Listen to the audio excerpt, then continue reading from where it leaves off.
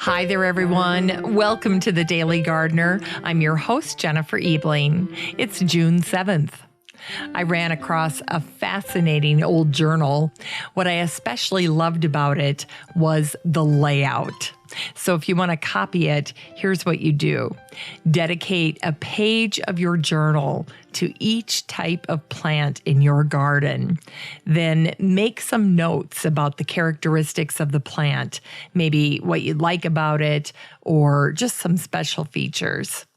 Then leave room to chart the major events. For instance, after describing Kalmia Angustifolia, the journal said, June 7th, 1908, first flowers.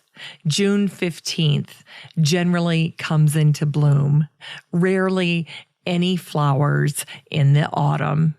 Doesn't that make for a very handy and personal reference guide for your garden? Here's today's brevities.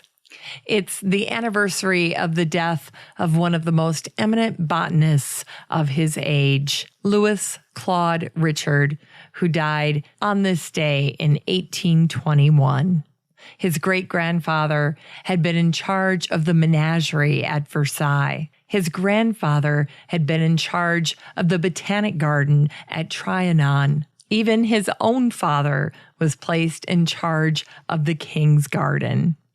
A biography of Richard was featured in the National Gazette in 1831. Here's what it said. Claude Louis Richard was therefore born in the midst of plants.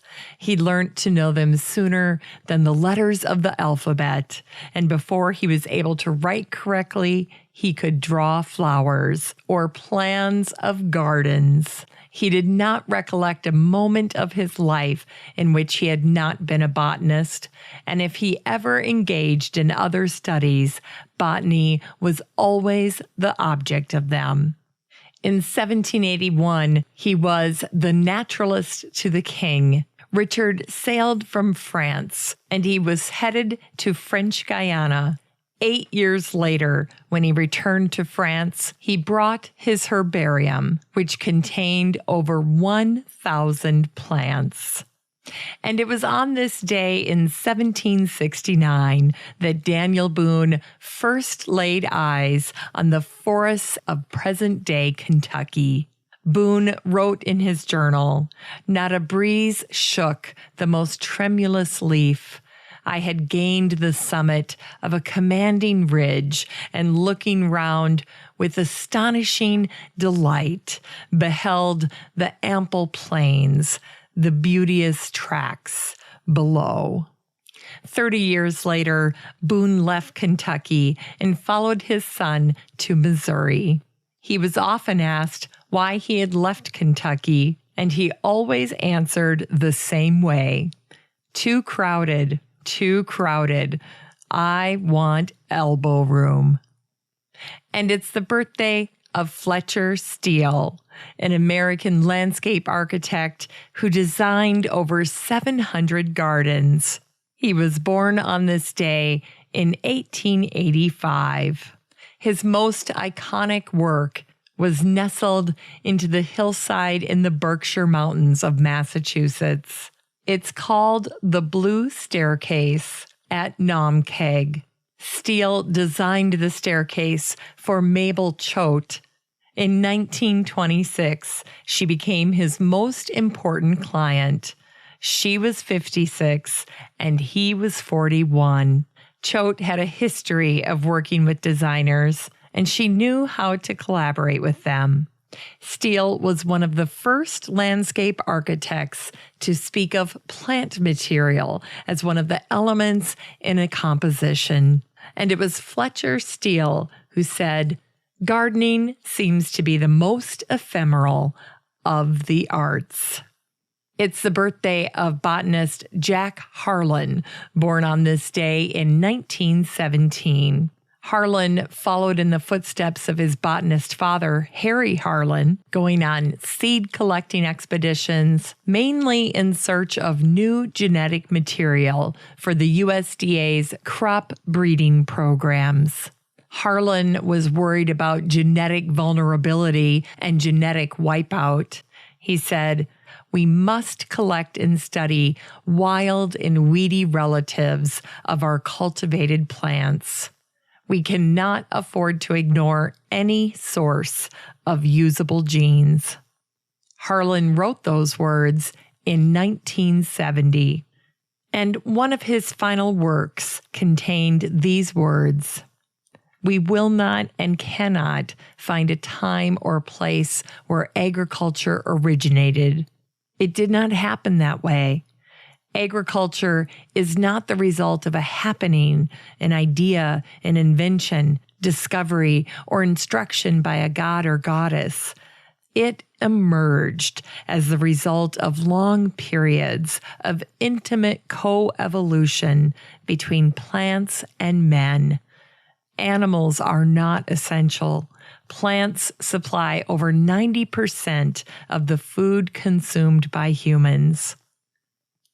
In unearthed words, here's a quote from poet, sculptor, and artist Jean Arp, who died on this day in 1966. "Art is a fruit that grows in a man like a fruit on a plant, or a child in its mother's womb." And here's a quote from Charles Rennie Mackintosh, who was born on this day in 1868. "Art is the flower. Life is the green leaf." Today's book recommendation is Fletcher, Steele, Landscape Architect by Robin Carson.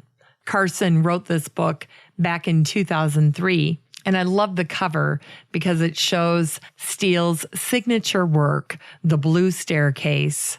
The beginning of Carson's book includes Steele's most famous quote. He said, "The chief vice in the garden is to be merely pretty." For today's garden chore, it's another Photo Friday in the garden. Water your plants and then go take pictures. I did this with my student gardener today. Her images of blossoms with water droplets on the petals were absolutely incredible. Finally, here's something sweet to revive the little botanic spark in your heart. The first ever Southeastern Plant Symposium is taking place in North Carolina. Mark Wethington and Tony Avent are launching this event in Raleigh. They'll be talking about cutting-edge plants, new trends in gardening, and new plant selections that reinvent how we think about gardening. Today, the event runs from 9 a.m. to 8:30 p.m. And then Saturday, tomorrow, it runs from 9 a.m. to 4:45. So if you're in North Carolina, be sure to check this out. Thanks for listening to The Daily Gardener. And remember, for a happy, healthy life, garden every day. The Daily Gardener is produced weekdays in lovely Maple Grove, Minnesota. You can find complete show notes over at thedailygardener.org, and be sure to share the show with your garden friends. You can find The Daily Gardener on all your favorite social media, Instagram, Twitter, and Pinterest, and of course, Facebook. While you're over at Facebook, don't forget to join the Daily Gardener community. Just search for these 3 words, Daily Gardener Community. The group will pop right up, and then request to join. Finally, I want to thank my team at Podfly Productions, where my fabulous editor is Eric Begay. Have a great weekend in the garden, and we'll see you on Monday.